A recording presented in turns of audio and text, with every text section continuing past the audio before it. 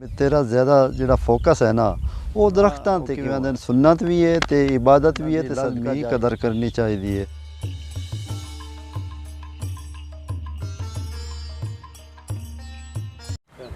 उस तो इलावा जिहड़ी असीं ऑक्सीजन लैंदे आ साह लैंदे आ उहदे विच भी ये बड़ा इन्हां दा नुमाया किरदार है बड़ा।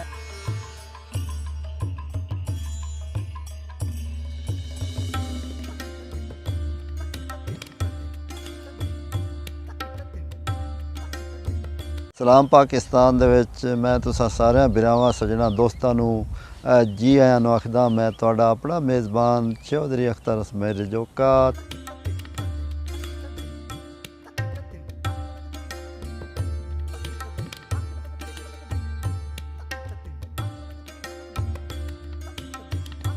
ते मैं जिथे हुण इस वक्त मौजूद हाँ ये पुल बेरी वाला नहर है जिथे कि नहर दे दोवां साइडां ते जनाब दरख्त लगे हुए ने ते इन्हां दरख्तां दी पहले मैं ना तुहानूं ज़रूरत दसदा भी जिंदगी वास्ते ते इंसान वास्ते ये कितने ज़रूरी है।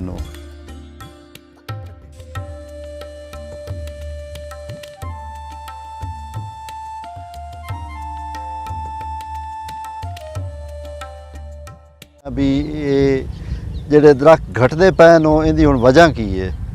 ਅੱਛਾ ਇੰਜ ਹੈ ਬਈ ਜਿਹੜੇ ਇਹ ਦਰਖਤ ਨੇ ਇਹ ਸਾਨੂੰ ਸਾਇਆ ਫਰਾਹਮ ਕਰਦੇ ਨੇ ਛਾਂ ਦਿੰਦੇ ਨੇ ਧੁੱਪ ਹੋਵੇ ਤਾਂ ਜਨਾਬ ਅਸੀਂ ਛਾਂ ਤੇ ਬਹਿ ਜਾਂਦੇ ਹਾਂ ਠੀਕ ਹੈ। ਤੇ ਉਸ ਤੋਂ ਇਲਾਵਾ ਜਿਹੜੀ ਅਸੀਂ ਆਕਸੀਜਨ ਲੈਂਦੇ ਹਾਂ ਸਾਹ ਲੈਂਦੇ ਹਾਂ ਉਹਦੇ ਵਿੱਚ ਵੀ ਇਹ ਬੜਾ ਇਹਨਾਂ ਦਾ ਨੁਮਾਇਆ ਕਿਰਦਾਰ ਹੈ ਬੜਾ ਅਹਿਮ ਹਿੱਸਾ ਹੈ। ਤੇ ਪਿਛਲੇ ਜਿਹੜਾ ਦੌਰੇ ਹਕੂਮਤ ਆਈ ਜਦੋਂ PTI ਦਾ ਦੌਰੇ ਹਕੂਮਤ ਆਈ ਜਨਾਬ ਸਾਡੇ वज़ीर आज़म इमरान खान साहब ने बिलियन ट्री सुनामी के तहत मतलब ना ज़्यादा तो ज़्यादा दरख्त लगाओ मुहिम का आगाज़ किया है। लेकिन जी अफसोस वाली गल है क्योंकि जी दरख्तों की चोरी है ना वो बहुत ज़्यादा वध गई। उनकी की वजह है क्योंकि जोड़े ये मुतलका महकमे की पेट्रोलिंग कोई नहीं ठीक है। पेट्रोलिंग का भी जनाब असी आला अथॉरिटी नू अक्सां है कि जी पेट्रोलिंग है वो लाजमी करार दी जाए ताकि जोड़े दरख्त चोरी होंगे ने वो भी बच सकें। तो इस तो इलावा जोड़े मुतलका महकमे के नाल रल के चोरी करेंदे ज़राए तो मालूम होया कि जनाब वो इत्थों के जोड़ा मुतलका आर्ड है या जो भी है नो कि मतलब ये कुछ फर्जी कार्रवाई है जनाब ये मतलब फलानी जगह पर दरख्त रख छड्या जी है सपुर्ददारी है हालांकि उनकी वो फर्जी है।